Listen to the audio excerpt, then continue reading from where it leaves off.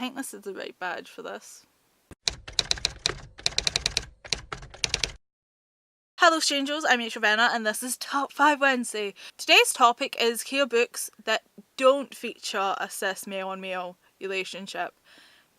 Basically because they get talked about a lot and tend to be the books that are overly hyped. So, spreading love to the other books. I mean, there's definitely cis male-male relationship books that are under hype that I could talk about, but I won't because I've got other things to talk about. As I was actually doing this list, I kind of realised I don't really have a lot of like trans or like non-binary books, so if you've got any specific recommendations for that, comment down below. Or tell me if you did this topic and featured some books like that. You might notice a pattern with most of the books I'm going to talk about, but I can't help if I'm biased.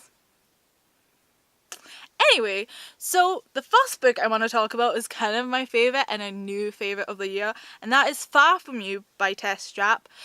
This book features a bi main character who's also chronically ill, having become disabled from a car crash.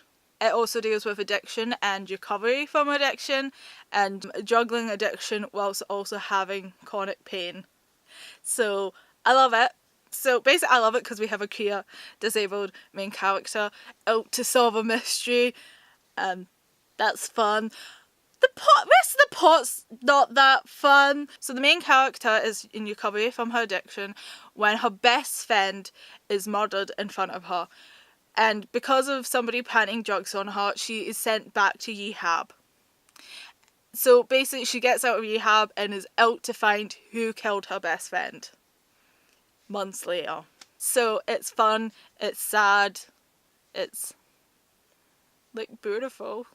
I really love Far From You. I love like the rep and sensation, but also it's done really well. I think like the addiction side of it's done really well, as well like the chronic pain stuff as well. So I really like this book, and it's also cute at times, but also really sad. So I love it. So the next book is Adaption by Miranda Lowe. So this has a bi love triangle in it, or should I say pan. It's an alien love triangle, guys. Basically this girl accidentally drives somewhere she shouldn't, and then conspiracy stuff happens, and then she meets female presenting alien. I don't really remember much about it, I love that. And some stuff was fun. I have reviewed this book. If there's a review of any of the books I talk about in written form or more coherent than this, I will link it down below. I love a bi love triangle. So the next book I want to talk about is Honor Girl by Maggie. Thrash. This is a memoir graphic novel, and it kind of goes into first crushes and realising sexuality.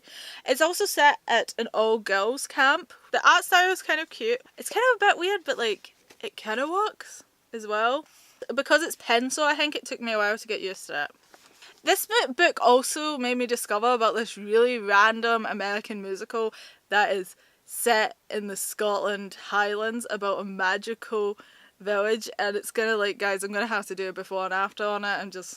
I'm gonna have to address that nonsense. I'm looking at the bloody food finder again, and that's just life. I don't like making direct eye contact with you. And of course, it wouldn't be Top 5 Wednesday unless I somehow brought Cat into this. So I recommend Cat's books.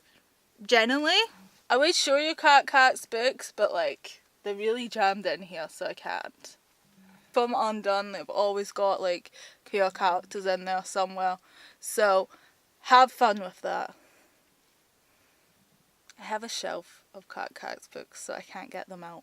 A lot of her books have queer characters, but her last two books, Girlhood and We Are Young, feature bi main characters with other queer supporting characters as well. So it's fun.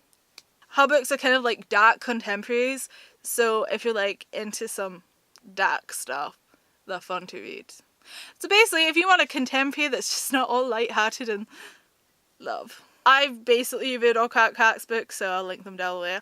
My special favourite is Falling. This is actually a book written specifically for dyslexic readers, but it's still really good and it's so impactful, and I'm just like, oh, Like, it's so short, but still she manages to make me care and then rip my heart out. Basically, cat bakes hearts, so Reid. So the next book I'm going to be talking about is probably in a lot of these videos, and yes, that is The 7 Husbands of Evelyn Hugo by Jenkins Reid. This book is just so good. The representation is really good. There's like more than just one queer character. There's a handful, guys. There's a handful of queer characters who are doing for really unfriendly time to be queer, but like they're making it work, and it's somewhat fun but also tragic because it's Evelyn Hugo telling her life story, and like tragic stuff happens over a lifetime. It's written so well and it captures like this time period so well. Like if you're really into like old Hollywood and just like movies and you know all this movie history stuff, you can really appreciate how Jenkins Reid has like wove in the story. When you're reading it, or like actually I listened to an audiobook, and like I was going to like listen for chapters while I was doing stuff before I went to bed. I didn't do that. I listened to this book all night because I needed to like consume it. It was just so good, and like it's the narrative and like the history, it's woven so well. It really feels like Evelyn Hugo is a real person and that I could go and watch her movies. Like Jenkins Reid has just did such a good job with this book, and it's just so great. Like there's so many stuff that Jenkins Reid has done so well, and it's also queer as fuck, so it's great. So Weirdos, those are some of my favourite queer books. So I'll see you Weirdos next time, where we'll be having more fun with badges. Farewell. Stop focusing. That's not even a face. You think we focus on the pumpkin. So you might notice a slight pattern with some of these books, but I can't help if I'm slightly biased. Just slightly. My one true love. Not really, that'd be weird. Just happens to say I'm Q as F.